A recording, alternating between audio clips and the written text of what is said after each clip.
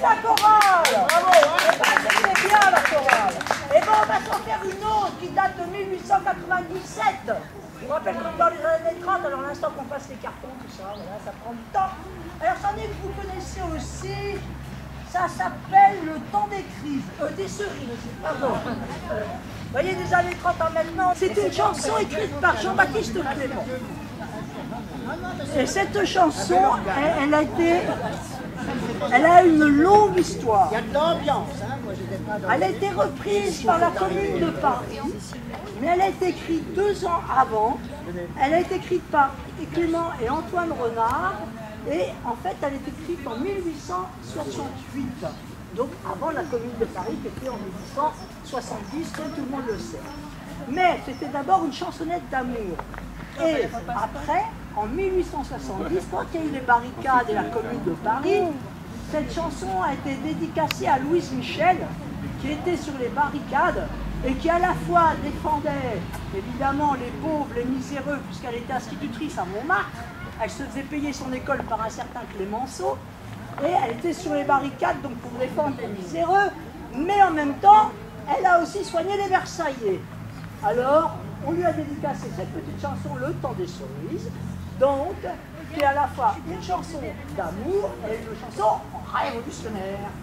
Voilà, voilà. Madame, j'ai un portrait. Ah bah ça c'est bien. Alors, qui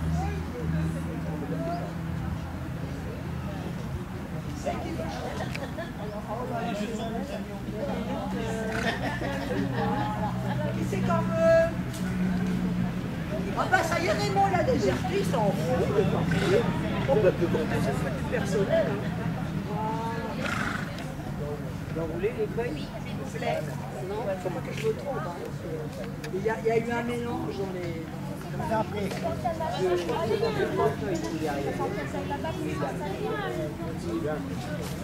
Ah, merci. Et toi, comment c'est? Attends, oui, mais là, on ne va pas bien, celui-là.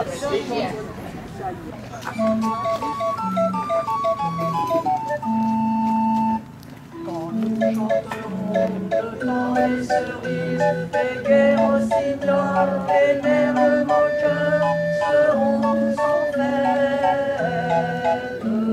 Les belles seront la folie en tête, et des amoureux du soleil au cœur. Quand nous chanterons le temps des cerises, sifflera bien mieux le même moqueur. Les îles de dans les cerises, où l'on s'en va cueillir en élan et dans mon oreille. Cerises d'amour, au rang de pareil, tombant sous la feuille en gouttes de sang. Les îles dans les cerises, pendant le barrage, en cueillant les vents. Quel choriste! Mais quel choriste! On peut applaudir le petit chien! Autant les cerises, si vous avez peur des chagrins d'amour, évitez les bêtes. Moi qui ne crains pas les peines cruelles, je ne vivrai pas sans souffrir un jour. Quand vous serez autant les cerises, vous aurez aussi des chagrins. Il y a 3. Une place là, une place là, c'est de ce temps-là que je prends au cœur une pierre ouverte. Et la fortune en étant offerte ne saura jamais calmer ma douleur. J'aimerais toujours le temps des cerises et le souvenir que je garde au cœur.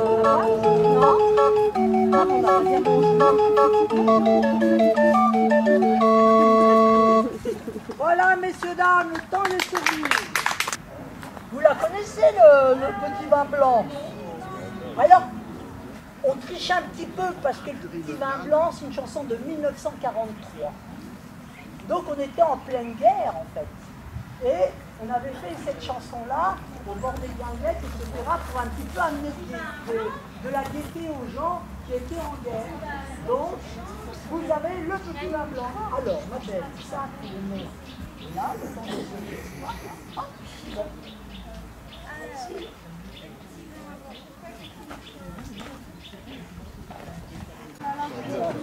D'accord, le petit vin blanc.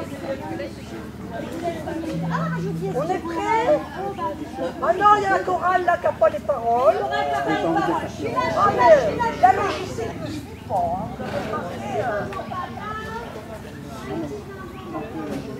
Eh ben moi j'ai un fan, Mini Boy, il s'appelle.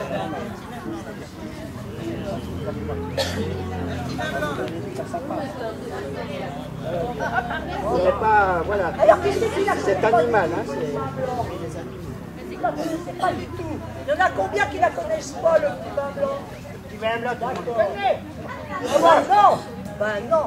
On saute des générations, mon cher. Allez, on est parti.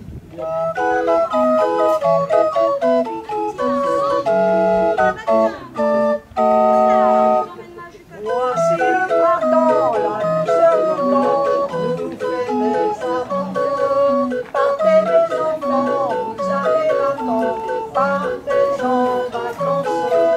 Vous verrez agile sur l'ombre tranquille, et barquez aussi le temps des amants. De fraîches gaillettes, des filles bien faites, des filles sont belles, et il y a du vin blanc, ah le petit vin blanc. On voit sous les tonnerres, quand les filles sont belles, du côté de nos gens. Et puis de temps en temps, un air de vieille romance, sans me donner la cadence, pour fauter dans les bras, dans les pieds, du côté de nos gens. Suivons le conseil, monsieur le soleil, connaît son affaire. Cette robe claire, venez belle fille, laissons la chantilly, laissons la chantilly dans mon visage. Les dames sont prêtes pour faire des sonnettes, faire des chansonnettes, et un vin blanc, ah le petit vin blanc, qu'on boit sous les tonnerres, quand les filles sont belles, du côté de nos gens. Et de temps en temps, un air de vieille romance, sans me donner la cadence, pour fauter dans les bras, dans les pieds, du côté de nos gens. Un petit charmant, la taille souvent, entre la banquette, ça n'est pas méchant, la fille dans un mariage. Le gros de l'affaire, c'est lorsque la mère demande sévère à la pauvre enfant. La fille raconte comment triste honte, as-tu fait ton compte, réponds je t'attends. Ah le petit vin blanc, on voit se tonnerres. Allez mon petit, allez mon Les filles sont belles, du côté de nos gens.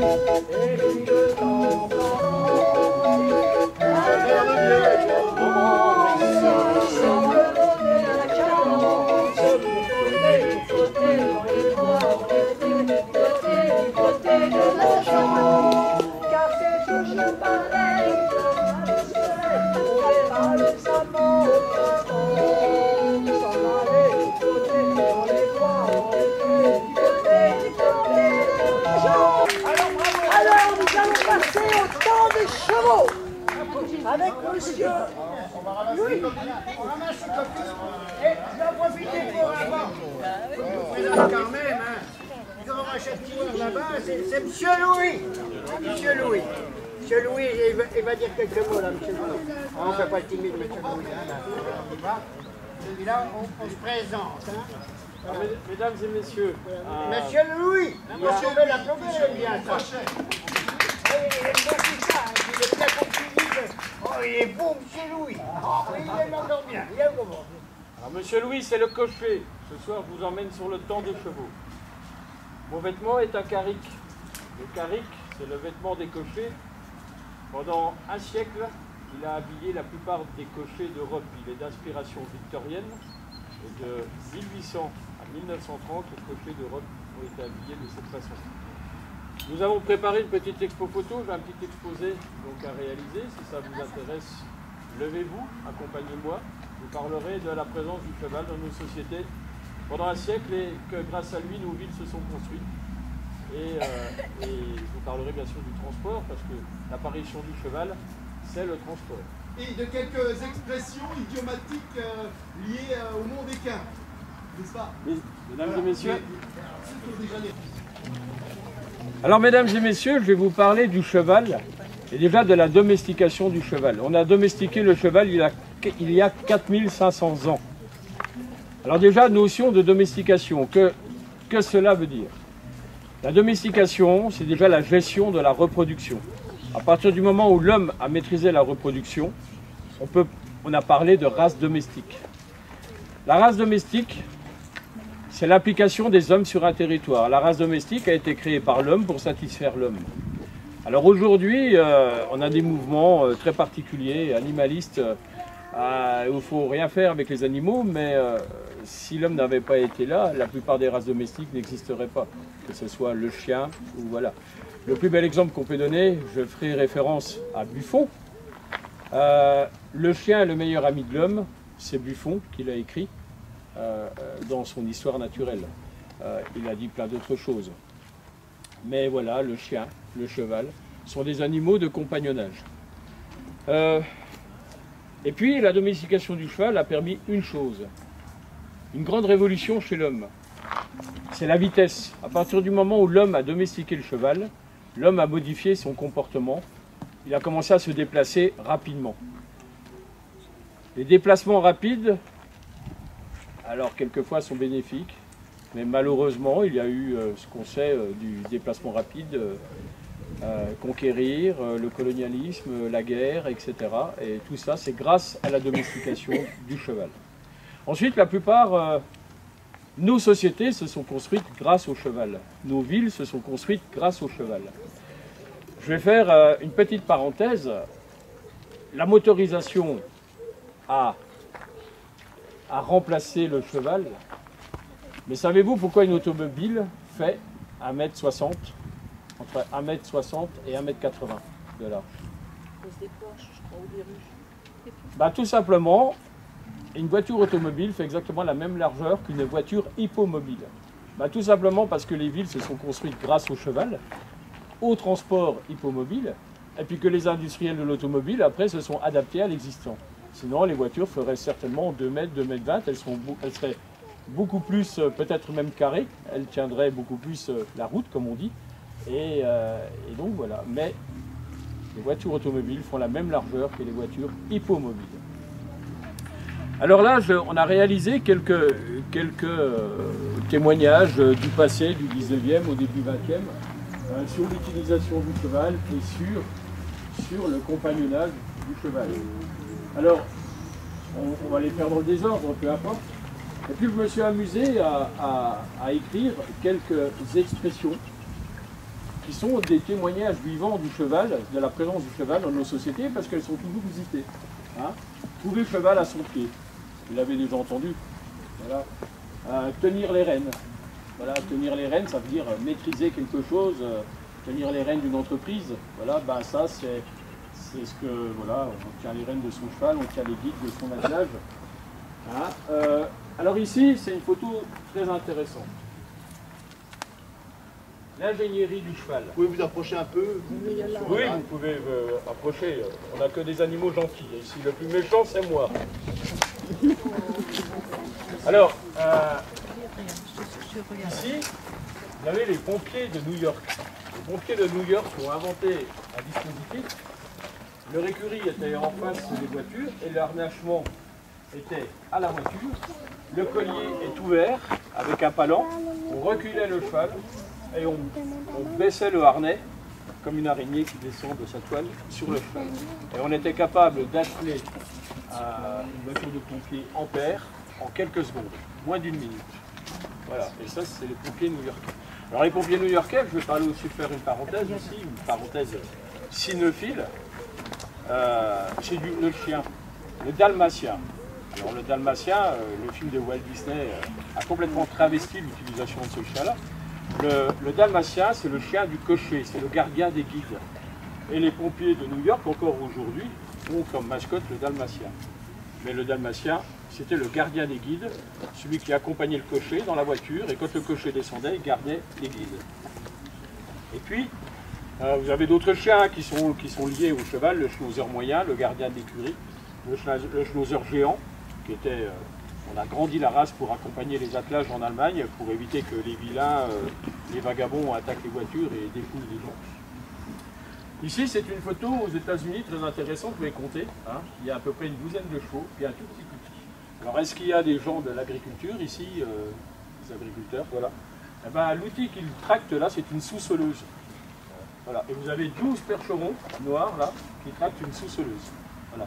Sous-soleuse, c'est un outil, un fer qui descend très profondément pour faire un drain naturel dans les terres très argileuses. Donc c'est un fer et derrière le fer vous avez un boulet.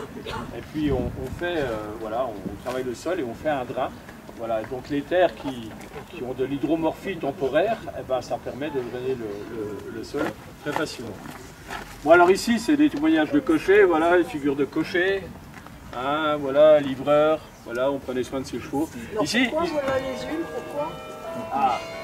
Alors voilà les huiles, alors c'est très intéressant. Tout le monde sait ce que ça veut dire aujourd'hui, voilà les huiles, quand les élus arrivent, voilà. Eh bien au 19e siècle, il y avait, ça a été la transition de la mécanique et de la voiture d'attelage, de la voiture hippomobile moderne. La plupart des voitures, depuis le 16e siècle, c'était des voitures à suspente. C'est-à-dire vous aviez un châssis, vous aviez deux grosses lames de ressort et un habitacle qui flottait sur des énormes liens en cuir. Vous avez tous vu au cinéma Louis XIV se déplacer sur un truc comme ça qui bouge sur la route. Voilà, où on avait le mal de la route, le mal de mer, mais le mal de la route c'était similaire au mal de mer parce qu'on bougeait comme ça. Et puis au 19e siècle, la mécanique a beaucoup évolué et ces voitures suspentes grinçaient. La plupart des chariots, des voitures, eh bien grinçaient. Quand on se déplaçait, ça clignait, ça faisait du bruit. Parce que le seul graissage que l'on pouvait faire, c'était démonter les roues, mettre un peu de graisse, on mettait une goupille, et puis voilà, et ça fonctionnait un moment. Et au 19e siècle, les graisseurs à huile sont apparus, c'est-à-dire que sur les essieux, on avait des petites bouteilles en verre, on mettait de l'huile dedans, et on graissait les essieux. Ce qui fait que c'était des voitures qui ne faisaient plus de bruit. Et quand une voiture d'attelage arrivait et qu'elle ne faisait plus de bruit, on disait voilà les huiles, la voiture huilée, parce qu'il y avait que les bourgeois, les gens riches qui pouvaient s'offrir ça. Voilà. Et vous voyez, cette expression aujourd'hui, elle est encore utilisée. Alors, ici à Paris, une pancarte, ça existe encore, mais, alors il y a des Parisiens ici, je le sais, ces pancartes existent encore, mais il n'y a que le support en fonte, on a enlevé ça, et aujourd'hui c'est les lignes de métro. Et là il y a marqué « Chevaux de renfort ». Savez-vous ce que c'est? La compagnie française des omnibus de Paris possédait 1000 percherons, et c'était que des attelages en paire. Mais quand on arrivait en bas d'une... Alors je ne connais pas suffisamment bien Paris pour vous donner un exemple, mais quand on arrivait en bas d'une côte importante, c'était dur pour l'attelage de tracter l'omnibus. Donc il y avait un meneur qui était là, avec une paire de percherons, et il attendait l'omnibus qui arrivait, il attelait ses deux percherons, chevaux de renfort, on montait la rue ou l'avenue, et puis ensuite on dételait et il redescendait. Voilà. Et il était en faction 4 heures par jour, après on changeait de chevaux, et il faisait ça, voilà, chevaux de renfort. Alors après, vous avez dû voir, hein, tout ça c'est des témoignages du transport hippomobile à Paris. Voilà, un âne avec le foin. Manger à tous les râteliers, on sait ce que c'est. Hein, voilà, une personne très opportuniste, etc. C'est un cheval en effet qui n'est pas forcément un cheval très vaillant, très dominant, mais qui arrange pour... voilà, en principe, c'est un bon cheval d'écurie, hein, ce cheval-là. Il arrive à passer partout, il est apprécié par tout le monde, et il mange avec tous les autres chevaux. Bon, écoutez, toujours pareil, hein, des témoignages. Prendre le Morodan. Alors ça, j'ai bien aimé ça. On peut conduire un cheval à l'abreuvoir, mais pas le forcer à boire. C'est très imagé. Alors je me suis amusé à faire cette petite planche là. C'est un clin d'œil au féminisme. Parce que le féminisme, on croit que c'est quelque chose de très moderne, hein, mais ça a toujours existé. Voilà. Alors après la guerre de 14, il y avait beaucoup moins d'hommes pour travailler, bien malheureusement. Donc, le métier de cocher, c'était un métier très masculin où les femmes n'étaient pas très admises. Mais après la guerre de 14, il y a des femmes qui se sont mises à être cochées. Et ici, c'est très intéressant. C'est un humoriste, voilà, le canard enchaîné, c'est pas du tout. Voilà. Moi, quand je m'ennuie, je passe 1 heure en tête à tête avec une femme pour 40 sous. Voilà, c'est un clin d'œil, mais c'est intéressant. Voilà, des belles photos de Paris, toujours. Alors ça, c'est un attelage de riches bourgeois, un attelage en simple avec un cheval de sang. Voilà, pareil, etc. Si vous pouvez regarder ces photos quand même, ces photos elles témoignent de l'importance du transport hippomobile. On n'imagine pas, alors moi j'ai des films de Londres avec le transit des attelages, on n'imagine pas aujourd'hui qu'il pouvait y avoir autant de chevaux. Dans notre spectacle on en parlera, hein, mais on vous donnera tout un tas de renseignements qui sont justes, mais à Paris, jusqu'en 1905, il y avait 85 000 chevaux.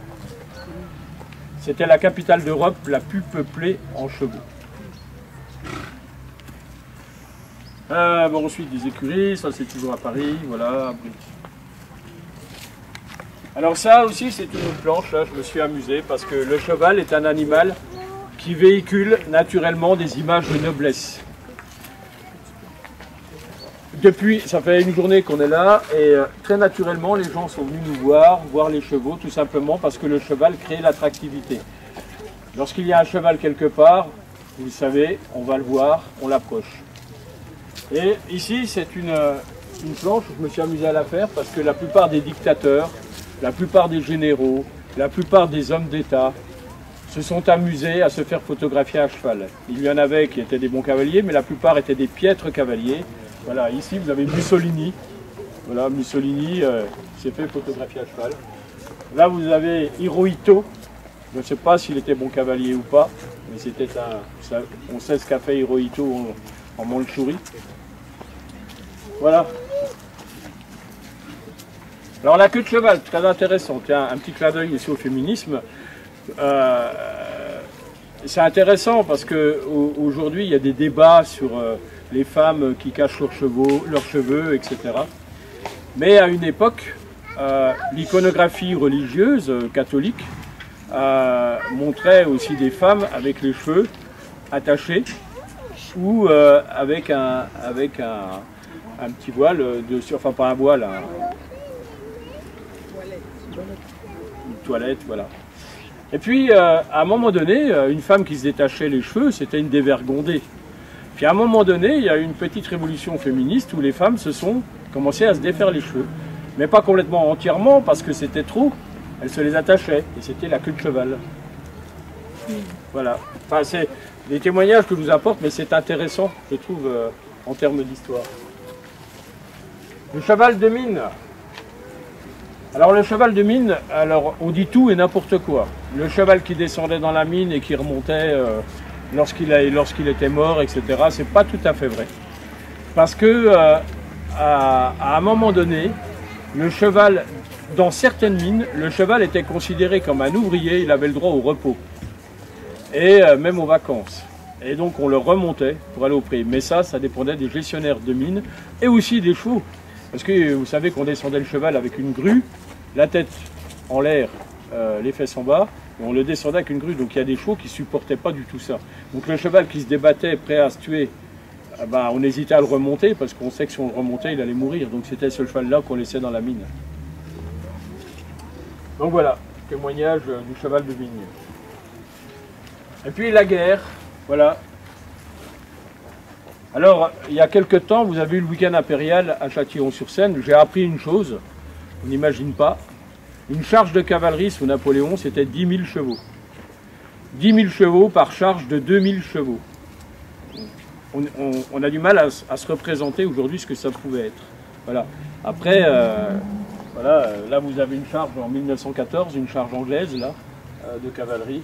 Voilà, on imagine ce qu'une mitrailleuse peut faire devant. Alors ça c'est très intéressant, l'armée française qui saute avant 1914.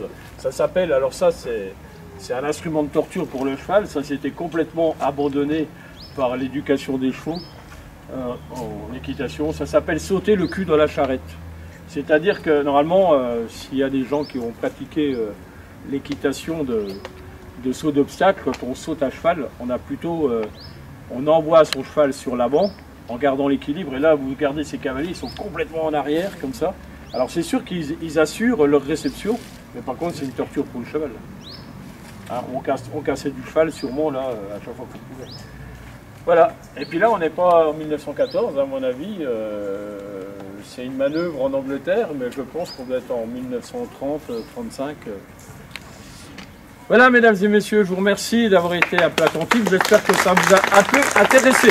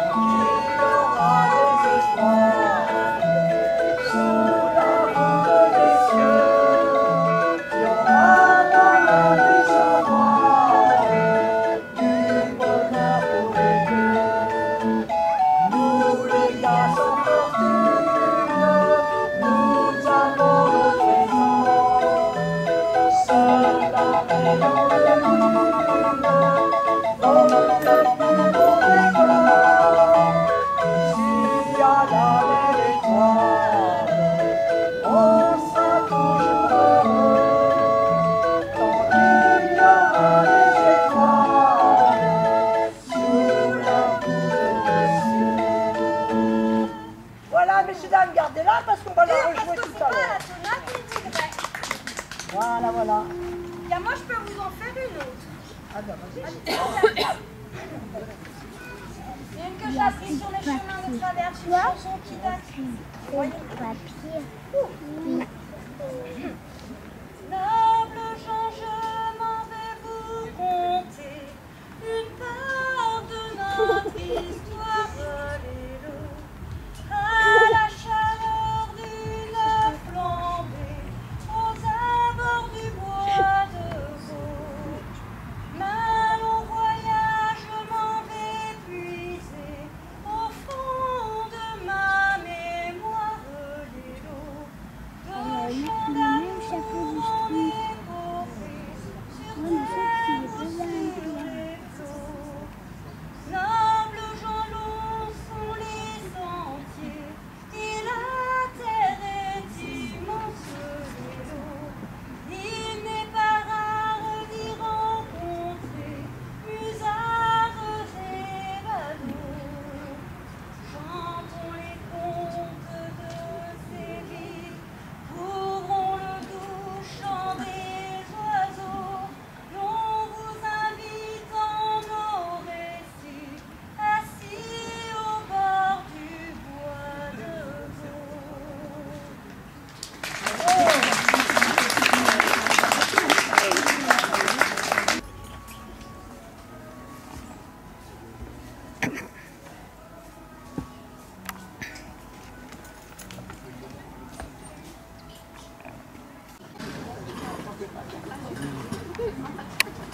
Oh, très loin. Alors c'est facile parce que de toute manière, et dis donc, Marius, qu'est-ce que tu me fais, Marius? Tu vas chanter auprès de Mablon. Ah, t'as les paroles. Allez, tu l'as, elle est vachement facile. Allez, on est parti. Alors, pour sur nous, hein. Donc 1600, c'était 94, 160.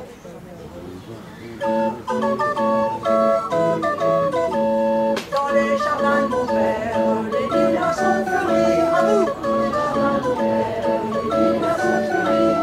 Tous les oiseaux du monde viennent y faire leur nid.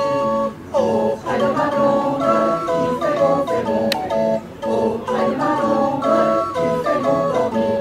Tous les oiseaux du monde viennent y faire leur nid. Tous les oiseaux du monde viennent y faire leur nid. La caille, la tourterelle et la jolie perlie. Auprès de ma blonde, il fait bon, fait bon, fait bon. Auprès de ma blonde, il fait bon dormir. La caille, la tourterelle et la jolie perlie. À vous! La caille, la tourterelle et la jolie perlie. Et ma jolie colombe qui chante jour et nuit. Auprès de ma blonde, il fait bon, fait bon, fait bon. Auprès de ma blonde, il fait bon dormir. Et ma jolie colombe qui chante jour et nuit. Et ma jolie colombe qui chante jour et nuit. Qui chante pour les filles qui n'ont pas de mari. Auprès de ma blonde, il fait bon, fait bon, fait bon. Auprès de ma blonde, il fait bon dormir. Qui chante pour les filles qui n'ont pas de mari. Qui chante pour les filles qui n'ont pas de mari. Pourquoi ne chante-t-elle qu'un chantillage joli? Auprès de ma blonde, il fait bon, fait bon, fait bon. Auprès de ma blonde, il fait bon dormir. Ben voilà, bravo la chorale.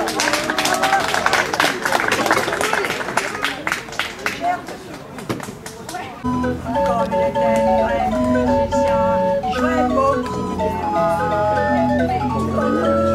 A commencer par un long baiser sur la poignée, un long baiser sans fin. J'ai la mémoire qui flanche, je me souviens plus très bien. Quel pouvait être son prénom et quel était son nom. Il s'appelait, je l'appelais, comment m'appelait-il? Pourtant c'est fou, ce que j'aimais, l'appelé par son nom. J'ai la mémoire qui flanche, je me souviens plus très bien. De quel